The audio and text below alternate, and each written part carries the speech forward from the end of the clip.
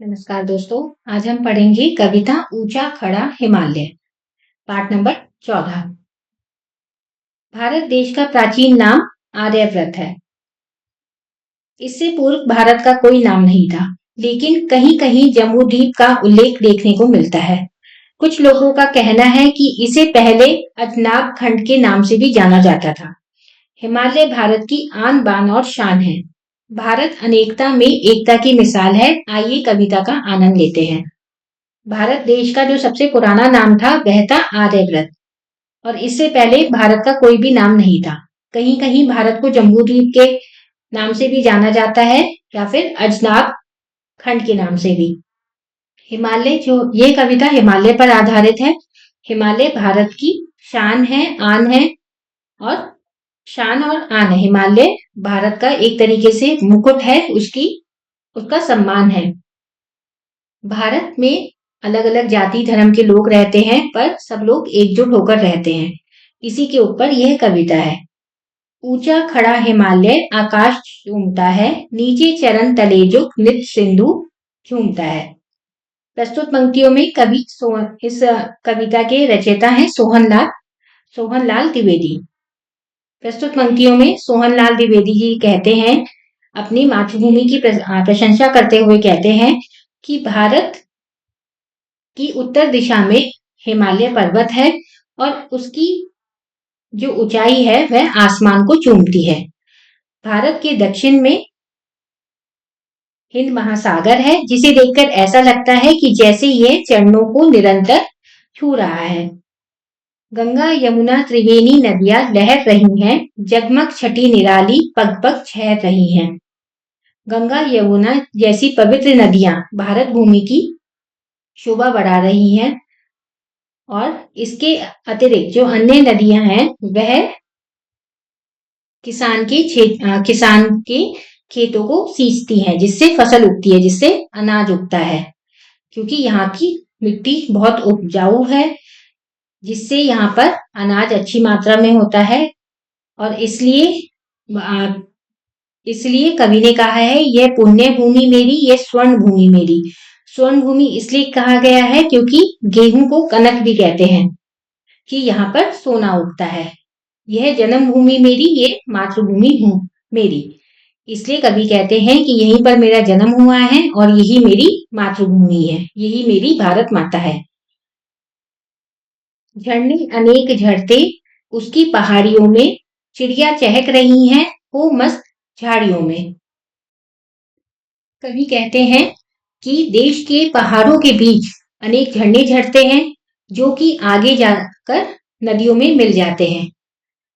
चिड़िया जब चहचहाती हैं, जब आमों के बाग में भौर आता है, और तब कोयल की सुरीली आवाज भी सुनाई देती है। अमराइयां यहाँ है, कोयल पुकारती है, बहती मलय पवन है, तन तन मन सवारती है। और इस प्राकृतिक सौंदर्य को देखकर कवि का मन फूला नहीं समाता है, झूम जाता है। और इसलिए कवि ने कहा है कि यह धर्म भूमि मेरी, यह कर्म भूमि मेरी। यहीं पर ये भूमि है जहां पर मैं अपने धर्म का पालन करता हूँ, और यहीं पे मैं अपना कर्म करता हूँ। यह मातृभूमि मेरी, यह पितृभूमि मेरी। यहीं पर मेरी माता ने जन्म लिया था, यही भूमि, और यहीं पर मेरे पिता ने जन्म लिया था। तो इसलिए यह मेरी मातृभूमि भी है और पितृभूमि भी है। जो भी यहाँ पर आया इसका ही हो गया, नव एकता यहाँ की दुश्मन सहम गया है। कवि को गर्व है कि वह भारत में ही उसका जन्म हुआ है। और कवि आगे कहते हैं कि जो भी भारत देश में आया वह यहीं का वासी बनकर रह गया, और यहाँ की एकता देखकर दुश्मन भी सहम कर डर कर भाग जाता है। ऋषियों ने जन्म लेकर इसका सुयश बढ़ाया, जग को दया सिखाई, जग को दिया दिखाया। यह युद्ध भूमि मेरी, यह बुद्ध भूमि मेरी, यह जन्म भूमि मेरी, यह मातृभूमि मेरी। आगे कवि कहते हैं कि यहाँ पर वीरों ने, ऋषियों ने यहाँ पर जन्म लिया है, जो कि और इस धरती का मान बढ़ाया है। जग को उन्होंने दया करना सिखाई है। जग को उन्होंने सही रास्ता, दुनिया को उन्होंने सही रास्ते पर, सही राह पर चलना सिखाया है। यहीं पर युद्ध हुए हैं, यहीं पर युद्ध हुए हैं और यहीं पर बुद्ध ने अपनी शिक्षा दी है। यही मेरी जन्मभूमि है और यही मेरी मातृभूमि है।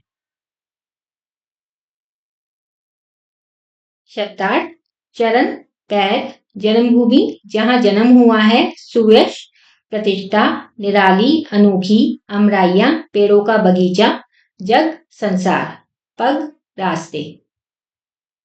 पढ़ने का कौशल: शब्दों का उच्चारण कीजिए। हिमालय, एकता, जम्बूद्वीप, आकाश, त्रिवेणी, निराली, जन्मभूमि, मातृभूमि, अमराई, कर्मभूमि, पितृभूमि, दुश्मन। पाठ ज्ञान: कविता की पंक्तियों को पूर्ण कीजिए।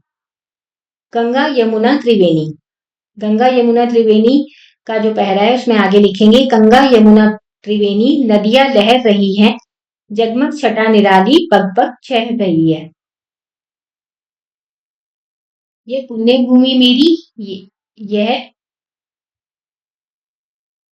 स्वर्ण भूमि मेरी, यह जन्मभूमि मेरी, ये मातृभूमि मेरी। यहाँ पर हम इस पैरा से लाइनें, पंक्तियां पूरी करेंगे। कविता की पंक्तियों का आशय स्पष्ट कीजिए। कविता की इन पंक्तियों का हमें भावार्थ लिखना है, इनका हमें अर्थ बताना है। जैसे कि हमने पहले बताया, ऊंचा खड़ा हिमालय आकाश चूमता है।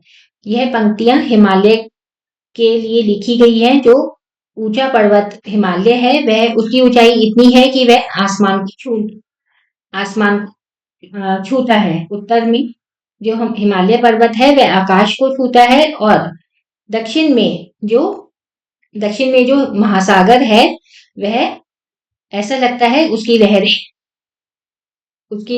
जो लहरें हैं वह कदम चूमती हैं। ऋषियों ने जन्म लेकर इसका सुयश बढ़ाया। यहाँ पर बहुत ज्ञानी ऋषियों ने जन्म लिया है, जिससे इस देश की प्रतिष्ठा बढ़ी है।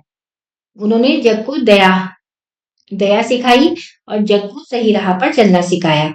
यहीं पर युद्ध हुए हैं, चाहे वह महाभारत हो या रामायण हो, और यहीं पर बुद्ध ने शांति का संदेश दिया है। यह कवि की जन्मभूमि है और यही उसकी मातृभूमि है। सोचिए और लिखिए। प्रश्न नंबर का, कविता में हिमालय के बारे में क्या कहा गया है? कविता में हिमालय के बारे में बताया गया है कि हिमालय की ऊंचाई आकाश को चूमती है।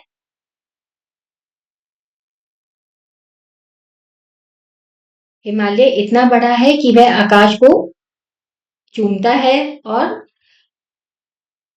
वह हमारे देश की रक्षा भी करता है। हिमालय हमारे देश की रक्षा भी करता है। दूसरा क्वेश्चन है, भारत देश की क्या खूबियां हैं? भारत देश की खूबियां ये है कि यहाँ पर अलग अलग जाति धर्म के सब लोग रहते हैं और सब एकता से रहते हैं, जिससे कि कोई भी दुश्मन यहाँ पर आंख उठाकर नहीं देखता। ऋषियों ने भारत का मान कैसे बढ़ाया है? ऋषियों ने भारत का मान अपने ज्ञान से बढ़ाया है। यही वह भूमि है जहां पर गीता के उपदेश दिए गए थे, और यहाँ पर ही गौतम बुद्ध ने अपना दया और प्रेम का संदेश दिया था। अमराइया का क्या तात्पर्य है? अमराइया का तात्पर्य है आम का बगीचा। कविता में किन दो नदियों का नाम आया है? कविता में गंगा और यमुना नदी का नाम आया है।